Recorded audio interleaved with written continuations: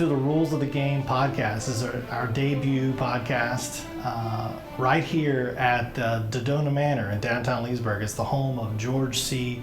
Marshall, who's famous for the Marshall Plan. If you haven't had a chance to visit Dodona Manor and George C. Marshall International Center, I recommend it highly. They're really good people, and we appreciate them hosting us here.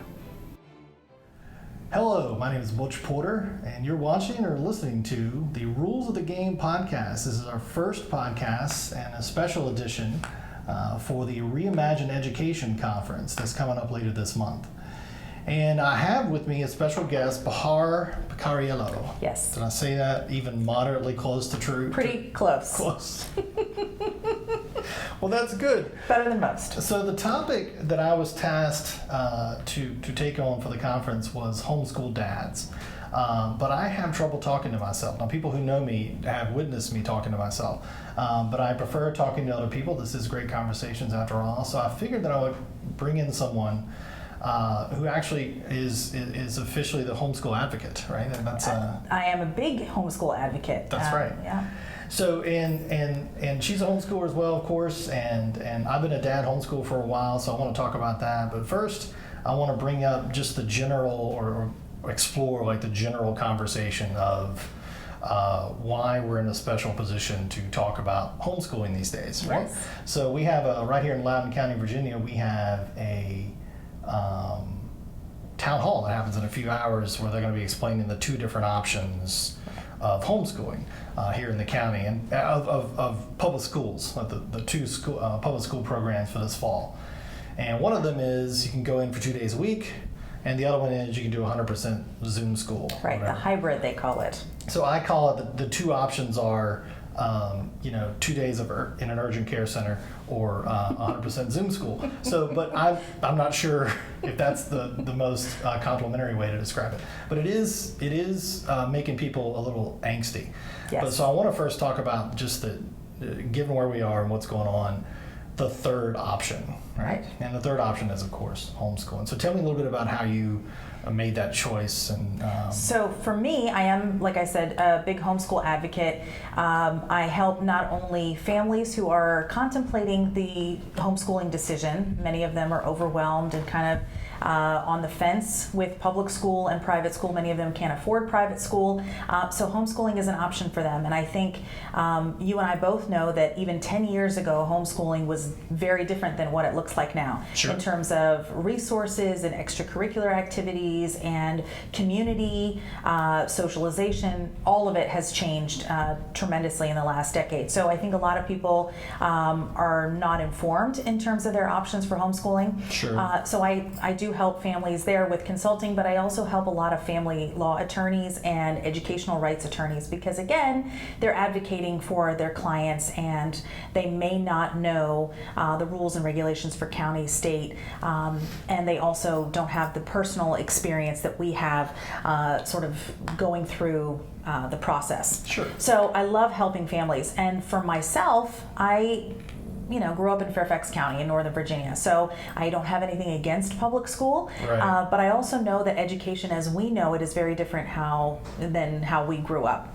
And sure. I wanted something different for my kids. I wanted them to be able to always go after the subject that they were interested in. I wanted them to have a thirst for knowledge. I didn't want them to get burned out, and I wanted them to go at their own pace. And sure. So there were a lot of reasons why I chose to homeschool. It was not easy, and I was always pretty much the only parent in the home that was present. My ex traveled a lot, but I have homeschooled from scratch. So Mm-hmm. from preschool, daycare. How many kids? I have two. My son is 13 now, and my daughter is 11. Yeah. And it was not easy. There's a lot of sacrifices involved, but my conviction gets stronger and stronger every year. And it's a roller coaster of life as we parent and as I've had my own businesses.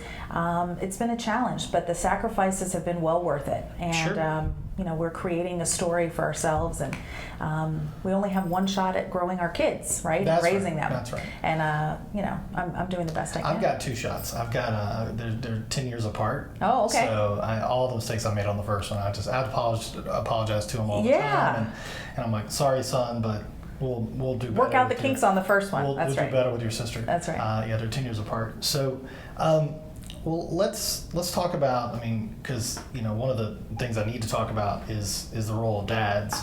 And when I talk to people about dads and homeschooling, what I typically get, the way the conversation usually starts is that dads start off with two major handicaps, right? We're two things that are kind of going against us. Number one, we're not very nurturing, right? So if my kid comes to me for the third time with the same problem, then I'm very often going to make fun of him and laugh at him and ask why he can't figure it out, since I've already explained it to him 3 times. I'm just not very nurturing. And so the second thing is dads are not notoriously good multitaskers, right? You don't say. And so those two things are both very valuable assets for homeschooling. And so one of the things we do, I mean, of course, I run a program in Loudoun County called IndED, that's short for Independent Education, and we do programs for homeschoolers. We have a full curricular 12-hour-a-week program. And I've had a couple of primary dad homeschoolers over the years. But one of the things that we encourage, especially the dads of primary homeschooler, is instead of like trying to make your home a school, we basically make it a working environment, right? Because they're used to bossing people around at work, or they're used to being bossed around, whatever it is. And so if you treat your kids like employees, it actually makes your life a lot easier. Now, keep in mind, there's an age issue here. IndED's never worked with kids that are younger than 3rd or 4th grade, so it is a little different. And actually, when it comes to gender roles, if you will, especially in education, there is a difference between younger kids and older kids. I am useless trying to teach my 4-year-old anything, but I can teach my 14-year-old, algebra 2. So it's a dad thing too. Yeah, that is a dad thing, right? So and it's not a mystery. Like if you look at the percentage of teachers in public, private schools, whatever it is, and you look at the percentage of them that are men starting at high school, it's a fairly high percentage, and then in middle school it drops, in elementary school, and then I think there are 2 like preschool guy teachers in the United States right now. Not that it doesn't happen, but I'm sure there's the percentage is really low. So there is sort of a tendency, and I'm kind of biased in that what we do starts once the kids are reading or writing and doing basic math. Right. But still, there's this. I've talked to families who want to spend X number of hours a day based on how old the kids are, and I always sort of think, yeah, that's great. But the point is it getting done, right? I mean, and I think what's happened is one of the things that I'm really excited about, and I know that a lot of parents are really frustrated, but we've had about 10 or 15 years of, especially around here, families making decisions about how best to engineer their lives so they have more time with their family, right? So more time at home, less windshield time, less commute time, and less not being overwhelmed by the strictures of the logistics of having to get too far east and fighting the traffic, and also just the having control over your own time. And so as a result, they started to telecommute. This is before COVID, right? Started to telecommute. They've started to become entrepreneurs, so they have more control. And we do all that as parents, and then we send our kids to work every day to a job they hate for 7 hours a week, for 5 days a week, and for 13 years. And so to me, I think I've talked to a few families who have discovered through this COVID thing that they really do prefer having, giving their kids the same flexibility that they've been taking on themselves. But not everybody's in that situation, and I can understand why we've all been sort of programmed to look at the problem a certain way. Yeah, we've all been working and schooling a certain way for decades, and that's how we've been trained. And the assumption is that between 8 and 3 every day, somebody else is supposed to be educating our kids. That's the assumption. So I think I'm hoping that there's an opportunity over this next year to reevaluate that. So part of the things that we do when we're talking about dads, like I said, is treating the kids like employees, but there's also just a general task management part of it. So we spend a lot of time doing like teaching the kids and the parents how to manage tasks through Kanbans. You ever heard of Kanbans? Yeah. So we have a cool lady, Carrie, apiary coaching, who's helped us with that, and it's a great way to give the kids sort of a ownership over what they're supposed to do, so that they know what their responsibilities are and it's transparent, right? I like it. And so we do a lot of that. What do you think the advantages are? Because I can't say, because I'm a guy, I can't say these things. But do you think there's an advantage that dads, like you mentioned, we were talking before, that there's single dads out there too who Yes. Absolutely. And some of the times when people are homeschooling, this is one of the things that's changing, is that some parents don't have a choice. They have to homeschool. Like Right. their kids, like a conventional school is not going to work Right. for whatever reason. There's a Right. variety of reasons. We're seeing that a lot on Facebook, on social media in Sure. general, a lot of conversations where parents are in a bind.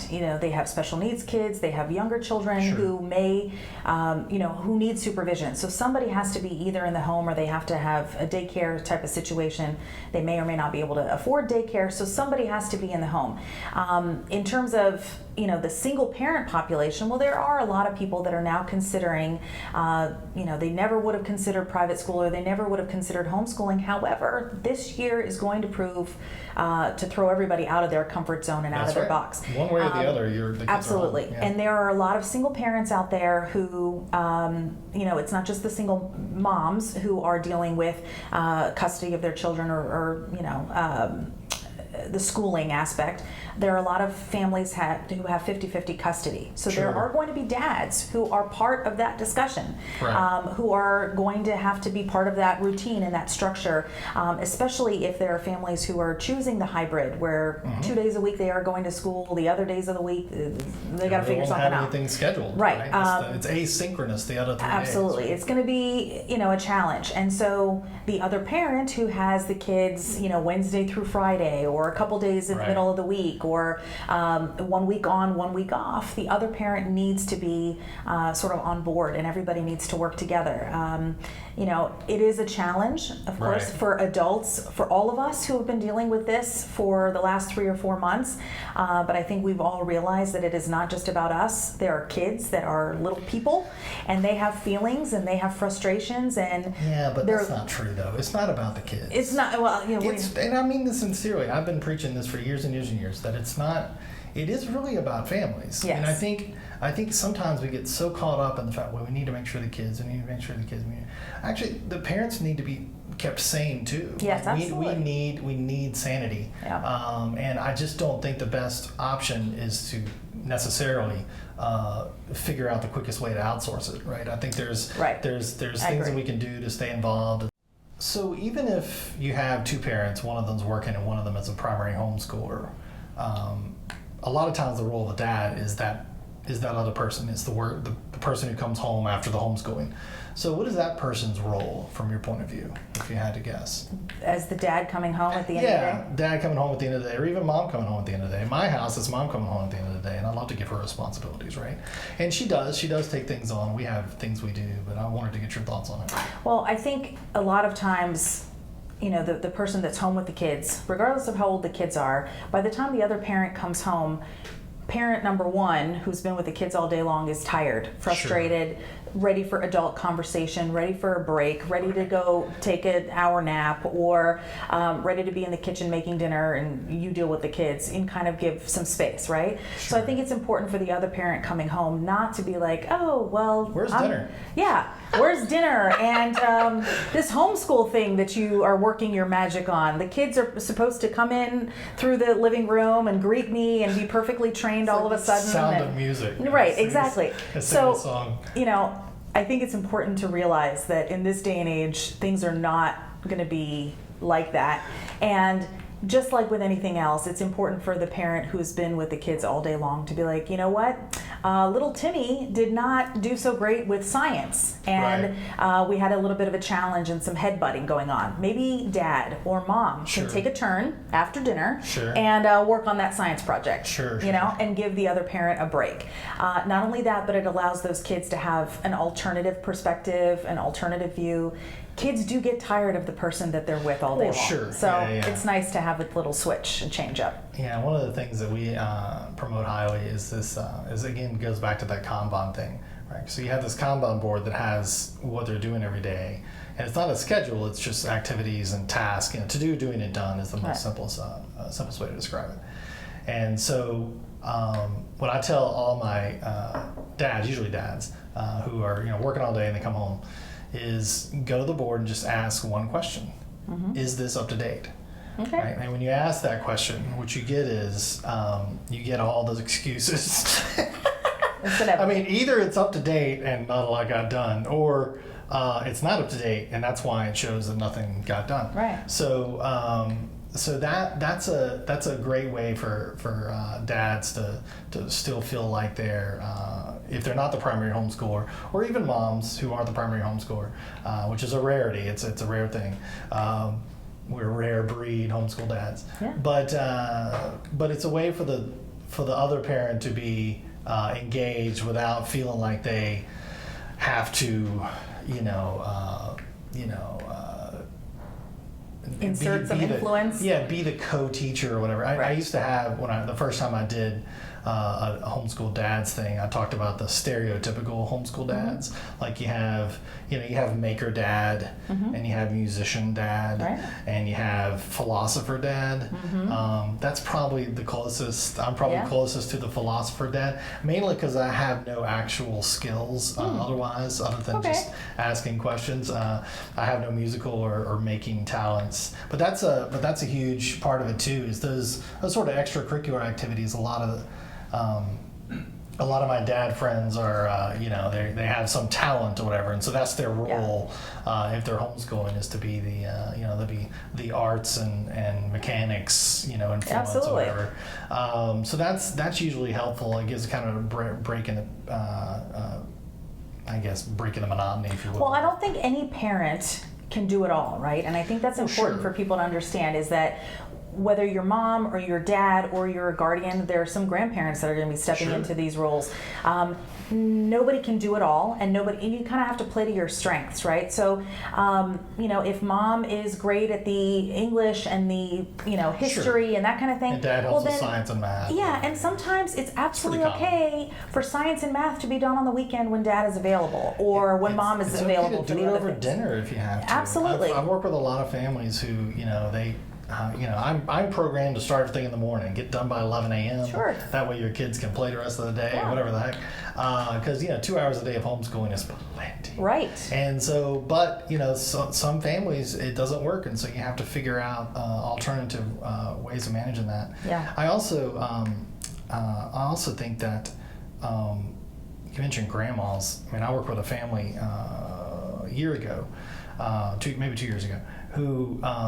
That the logistics of it was the main challenge, right? In other words, it was a split family, and they had to figure out how to make sure that they weren't out on the streets, or whatever, and it just like we're having to deal with now this fall with these different options, and that's that. So they had to get a cousin and who had a business and this was a high school kid, so they could literally help out their cousin with their business one day a week, and then grandma was going to keep them another day a week. But isn't that getting the whole family involved, and even in some cases other parts of the community involved, and helping raise our kids. I mean, there's nothing wrong with that. No, and a lot of people go, well, it takes a village to raise kids. Sure. Some people don't want the village anywhere near their kids. That's and right. Some people. I'm hesitant to just let the village raise my kids. Sure. But I do. But circumstances sometimes call for it. I do think that extended family and good friends can be an asset when it comes to helping raise and educate our kids. I think that's the nature of it. Well, and I think I would want families to think again outside the box, and to know that this year going forward, it doesn't mean that that's the future of the entire education future of their children. Sure. Just take it 1 year at a time. And this year, be flexible in your expectations in terms of, hey, maybe grandma doesn't want to do this for the next 5 years, but if she can help out and fill in the gaps, great.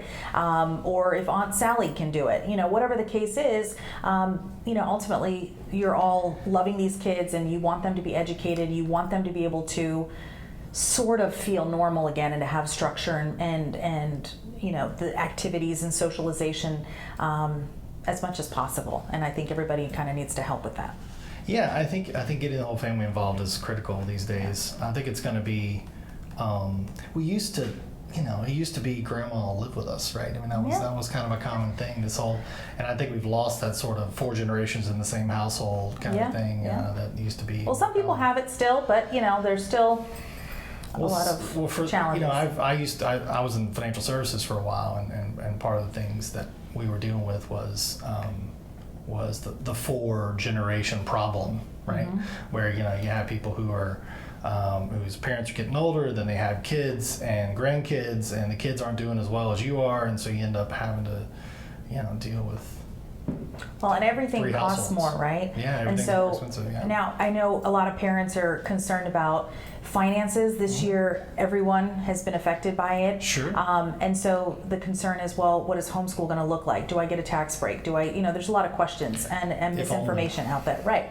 Well, you and I both know that we don't want the tax break because then that means a whole host of other problems. Strings attached. Right. But there is the concern of, if I'm not going to choose private school and I'm not going to choose public school, then how much is homeschooling going to cost me? What kind of curriculum do I choose? How costly does it need to be? Extracurricular activities or co-ops, things like that, that have a price tag attached to them. What is that going to look like for my family? There are so many options. And again, It goes back to, even 10 years ago, we didn't have that many options. And so there's a lot of overwhelm and a lot of excess noise for parents these days. Right. But that's why people like you and I in the community are an asset to families like this, because we've been there, done that. We know it doesn't have to be that complicated. And ultimately, when you're in the decision-making mode, you end up getting overwhelmed. So it's important to kind of think about all the different options. I'll ask you a question. That's legal. I think that's legal. I'm curious. It's actually encouraged in these conversations for you to ask me questions too. Well, as a dad, there are many dads that I've heard of that have never considered homeschooling and are pretty closed off to the discussion of even considering this option. And they have just always thought of public school as the only option. They went to public school. Their parents went to public school. That's what everybody does. We just stick them in school. Sure.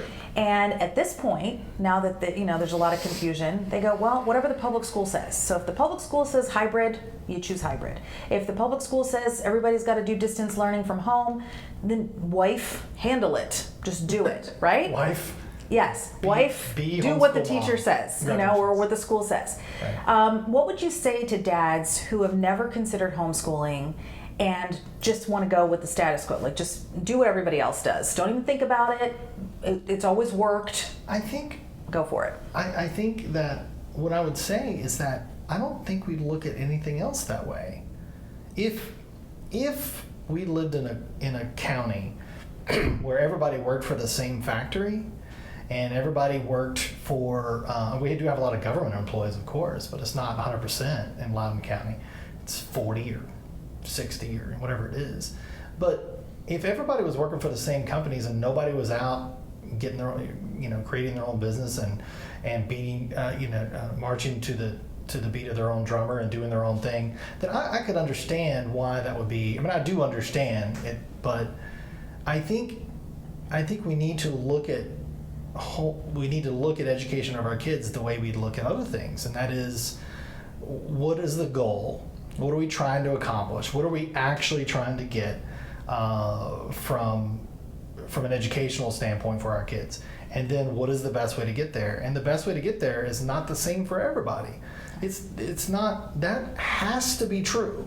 I don't know a lot, but I do know that it cannot be true that there is only one central planned organization that will choose the best educational path for 100,000 kids in this county. It's not even possible. So I think the challenge is is we need to think about education of kids in the same way we think about other things. If it can be done better, then, well, I can just go do something better. Or there's probably somebody out there who's already started something better, and we can get their help.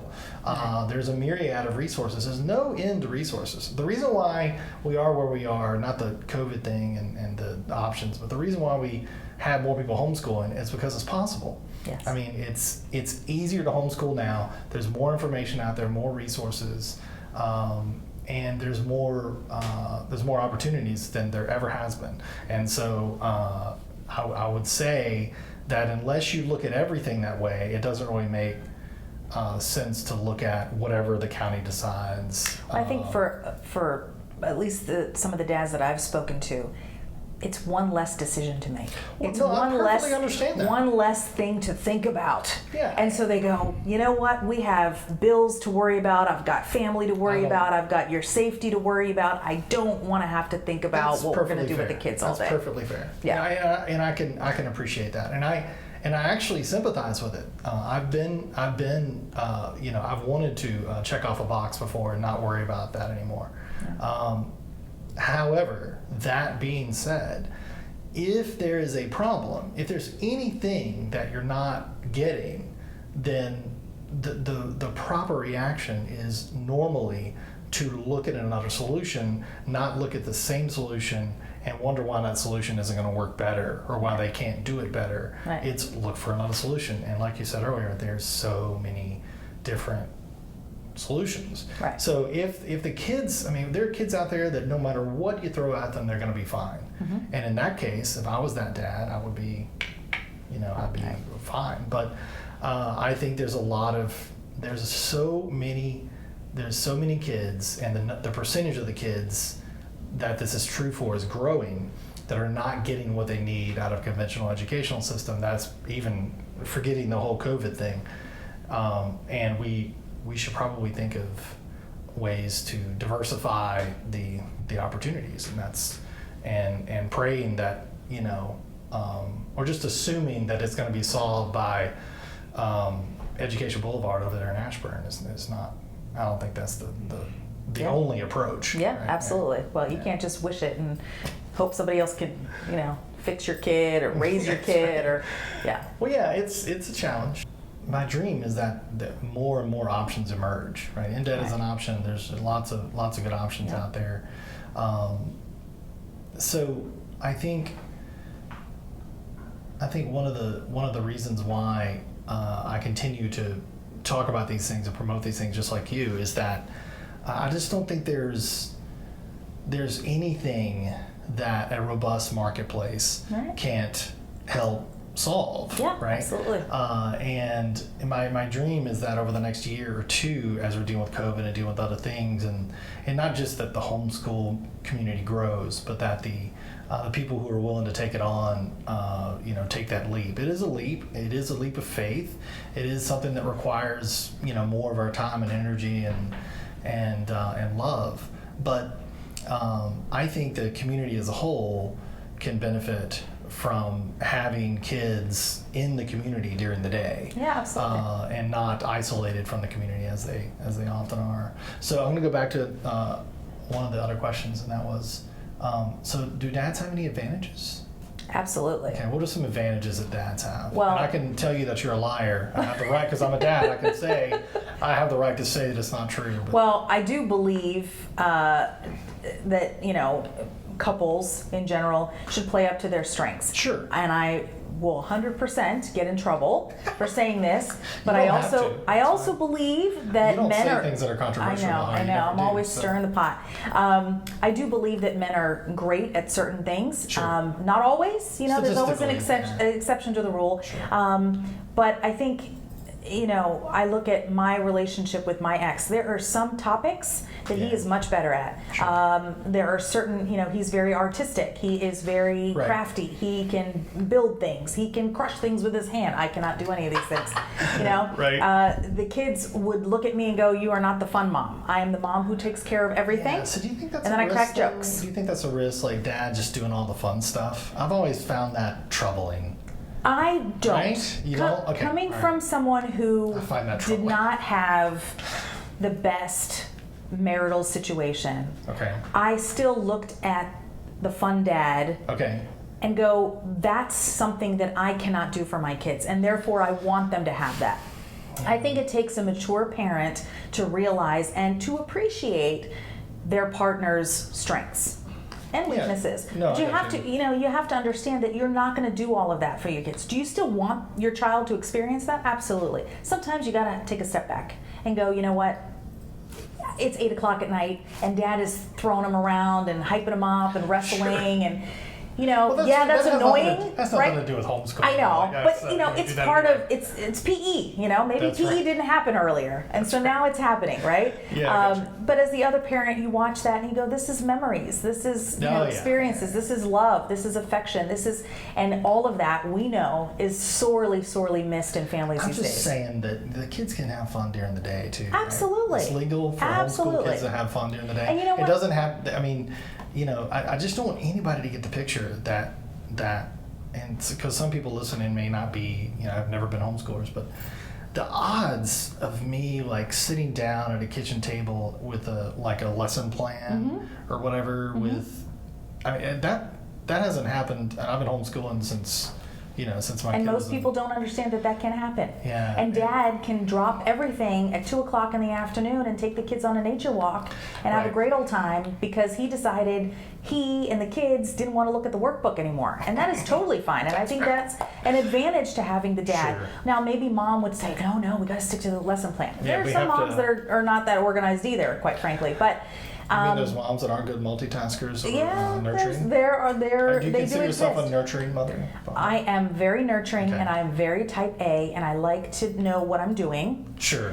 But as what we're talking about, life for me in particular has not gone the way I had planned Sure. at all Yeah. in the last several years, and so I've learned that some days nothing happens, You gotta roll and with some the punches, days yeah. you're playing catch up, and some days you're just grateful the fact that you have that flexibility and no one is breathing down your neck because.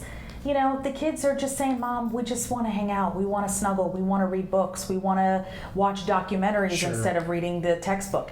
You got to go with it. And I think that is, at its core, the very beautiful part of homeschooling is that in a crazy time and in a crazy world that we live in right now, we have the option of that. And I think a lot of parents just don't realize that they have that option. To me, and I think that's a great way to wrap it up. And I'll just add that to me, it's a simple calculation. It's time. Yeah. And one thing we were going to get this next year, all of us, at least in Loudoun County and many other school systems across the country, is we're going to have more time with our kids.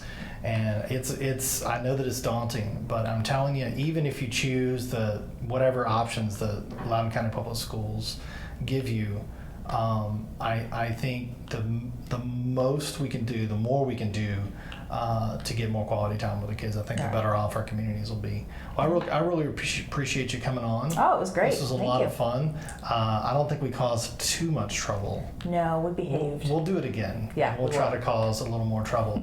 So thanks again for coming. Bahar Picariello. Picariello? Yeah, say it fast. Picariello. Takes the sting out of it. Picariello. I like it. Yeah. Okay, I had never heard it before, so that's my fault. I should have covered that ahead of time. It's the beauty of Facebook. It's I all thought there was another letter in there. That's the problem. So the Picariello. IP. Yeah, it throws people off.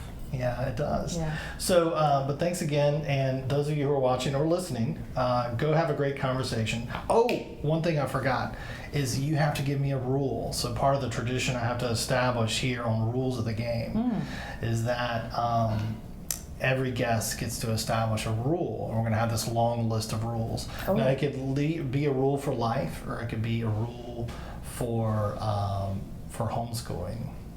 Ooh, that's a tough one. Yeah. You can think about it and get back to me if you like. Or you Okay. can just... I don't know if this is a rule. Can it be a little advice? That's fine too. Okay. You can plan to your heart's content, but you have to be prepared for it not to go your way.